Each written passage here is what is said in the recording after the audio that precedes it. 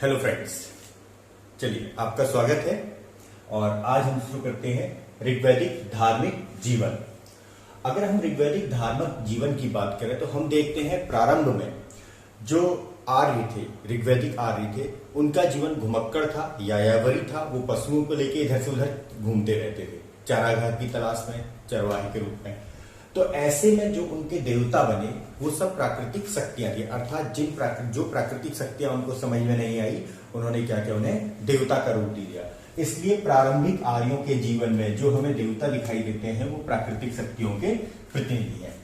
अब अगर संक्षेप में कहें तो इनका जो धार्मिक जीवन है वो उनके भौतिक जीवन से हमें प्रभावित दिखाई देता है। और भौतिक जीवन में जो उनको परेशानियां आई, संकट आई, या जो बातें उनके समझ में नहीं आई, उनको उन्होंने क्या किया, उन प्राकृतिक शक्तियों को देवता का रूप दे दिया। अब सबसे पहली बात है कि जगह जगह घूम रहे हैं, अनेक प्राकृतिक शक्तियां इनको देखने को मिल रही है, उन्हें देवता का रूप दे रहे हैं। तो इस प्रकार इनके यहाँ क्या दिखाई देगा आपको, बहुदेववाद। बहुदेववाद मतलब अनेक देवता इनके देववर्ग में दिखाई देंगे। और 3 वर्ग हैं, 3 क्लास है, उसमें 33 कोटि यानी 33 प्रकार के देवता है। ठीक है, लेकिन महत्वपूर्ण बात यह है कि ये एक यायावरी समाज है, घुमक्कड़ है, यहाँ युद्ध ज्यादा होते हैं। ठीक है, और इनकी जो मुख्य संपत्ति क्या है, पशु है, पशु को लेके गविष्ट यानी युद्ध होते हैं। तो ऐसे में पुरुष प्रधान समाज है और युद्ध के लिए किसकी जरूरत है, पुरुष की। तो इनके देव वर्ग में भी आपको पुरुष देवता अधिक दिखाई देंगे। ठीक है, तो 3 कोटि को 3 वर्ग कौन कौन से, पृथ्वी, आकाश और अंतरिक्ष, ये 3 वर्ग में बांटा गया है और बाकी इसके अंदर आते हैं। एक देवता ऐसे हैं जो तीनों में आते हैं, वो कौन है, अग्नि। अग्नि तीनों में आते हैं। चलिए अब इनके प्रमुख देवताओं की बात करते हैं। तो प्रमुख देवताओं में सबसे प्रमुख देव कौन है, इंद्र। इंद्र सबसे शक्तिशाली देवता है इनके। ठीक है, और सबसे महत्वपूर्ण भी है। और इनके महत्व का इस बात से पता लगता है कि इनको 250 जो मंत्र हैं वो किसको समर्पित हैं, इंद्र को।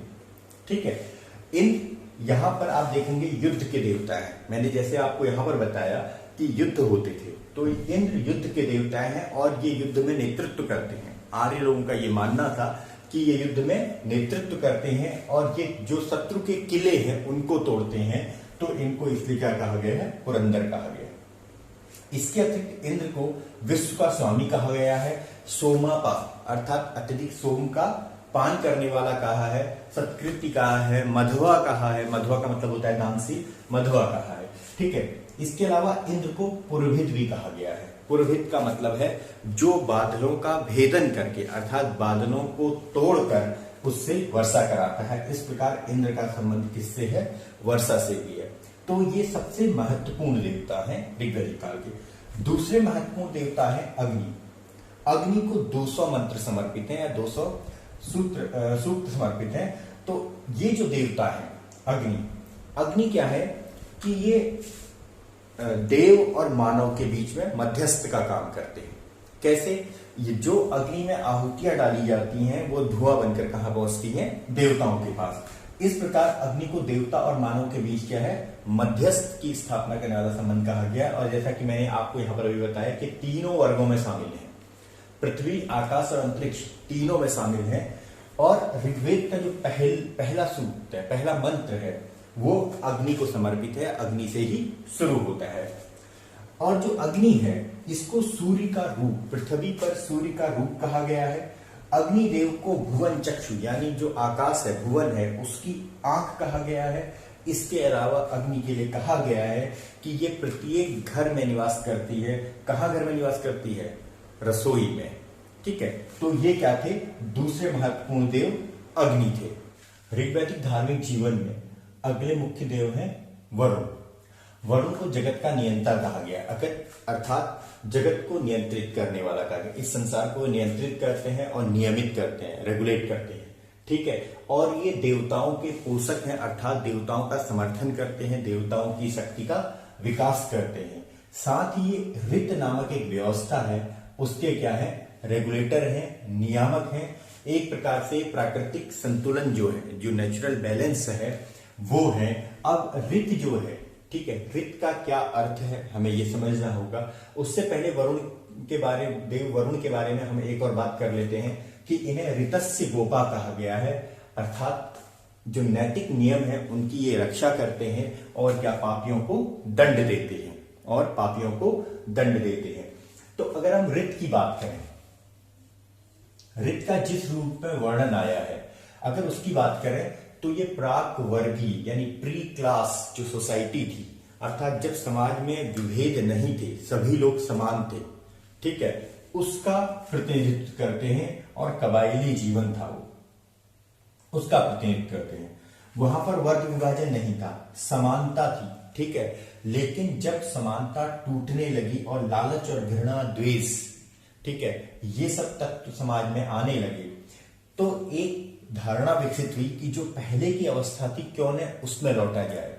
और जो ये प्री क्लास सोसाइटी का जो ये कैरेक्टर था, जिसमें कहीं वर्ग विभाजन नहीं था, समानता थी, तो उसी को क्या कहा गया है, ऋत कहा गया है, ठीक है। वरुण की बात करें तो जिंद अवेस्ता में, जो कि ईरानियों का ग्रंथ है, ऋग्वेद के समकालीन है, ठीक है, जिंद अवेस्ता में अहुर मजदा एक देव मिलते हैं, वो वरुण ही है, ठीक है।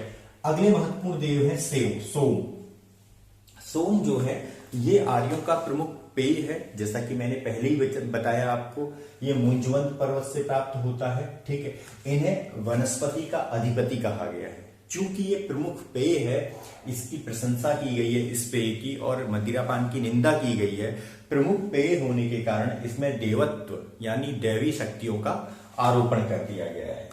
अब एक महत्वपूर्ण स्रोत जिससे कि हमें ऋग्वैदिक आर्यों के धार्मिक जीवन की जानकारी मिलती है, वो है भोगजगोई अभिलेख, जो कि 1400 बीसी का है, और ये तुर्की के एशिया माइनर से प्राप्त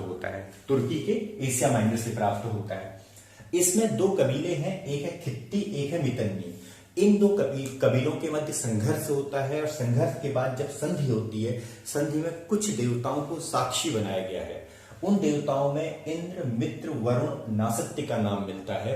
अब इसमें इंद्र और वरुण को तो आप जानते हैं, जो मित्र है, मित्र सूर्य के उदय होते स्वरूप को कहा गया है, ठीक है।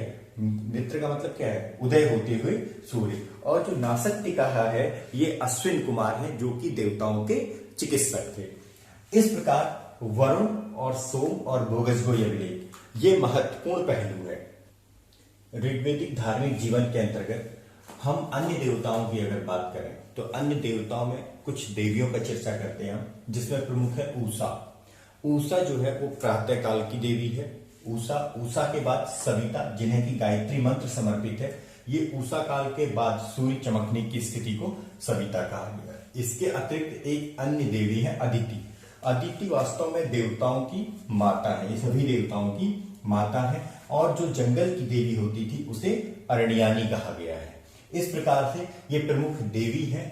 अगर हम इस समय देव उपासना की बात करें, अर्थात देवताओं की उपासना कैसे की जाती थी इसकी बात करें, तो देवताओं की उपासना स्तुति के द्वारा में की जाती थी और यज्ञ के द्वारा की जाती है।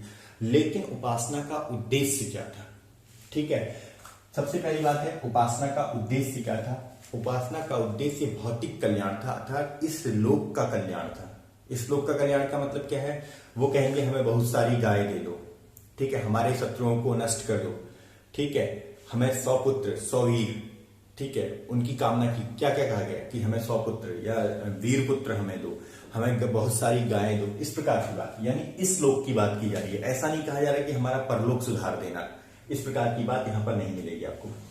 दूसरी बात क्या है, तो इस काल में दूसरी बात है कि जो उपासना की विधि क्या थी, यानी किन तरीकों से उपासना की जाती थी, उसमें है स्तुति और यज्ञ। स्तुति का मतलब है प्रार्थना करना, भावपूर्वक प्रार्थना करना, मंत्रों के द्वारा स्तुति की गई है, और यज्ञ। लेकिन जो यज्ञ है, यज्ञ अभी बहुत अनुष्ठानिक नहीं हुए थे, उसका बहुत चमत्कारिक स्वरूप अभी सामने नहीं आया था, ठीक है। यज्ञ साधारण से होते थे, और इन यज्ञों में भी सबसे प्रमुख यज्ञ था सोम यज्ञ। सोम यज्ञ सबसे प्रमुख था। ये थी देव उपासना के तरीके। अब हम जब ऋग्वेद के अंत में पहुंचते हैं, जहां ऋग्वेद की अगर बात करें, मतलब जो लास्ट में ऋग्वेद काल के, तो उसमें हम देखते हैं कि जो ऋग्वैदिक आर्य हैं वो बहुदेववाद से एकेश्वरवाद की ओर मुड़ने लगे थे। अर्थात ऐसा नहीं है कि हमें ऋग्वेद से केवल बहुदेववाद के ही दर्शन होते हैं, बल्कि एकेश्वरवाद के भी दर्शन होते हैं। क्योंकि ऋग्वेद के 10वें मंडल के पुरुष सूक्त में एक विराट पुरुष की संकल्पना की गई है, जिसके मुख से ब्राह्मण, बाजू से क्षत्रिय, जंघा से वैश्य और पैर से शूद्र की उत्पत्ति बताई गई है, जिससे पता लगता है कि एक कोई शक्ति है जिससे संपूर्ण सृष्टि नियंत्रित हो रही है। इसी प्रकार ऋग्वेद में यह भी एक जगह कहा गया है कि सत्य एक है, ज्ञानी लोग उसे अनेक नामों से जानते हैं। इस प्रकार जो ऋग्वेदिक धार्मिक जीवन है वो बहुदेववाद से एकेश्वरवाद की ओर जाता है, और इस एकेश्वरवाद की चरम परिणति हम ब्रह्म के रूप में देखेंगे, जो कि उत्तर वैदिक काल में उपनिषदों में हमें देखने को मिलती है। इस प्रकार से ये ऋग्वेद का धार्मिक जीवन यहाँ पर समाप्त होता है। इसी के साथ ऋग्वेदिक काल का जो अध्ययन है वो भी समाप्त होता है। आपको ये हमारा वीडियो कैसा लगा? हमारे चैनल को लाइक करें, सब्सक्राइब करें और उस पर कमेंट के द्वारा बताएं कि आपको ये वीडियो कैसा लगा।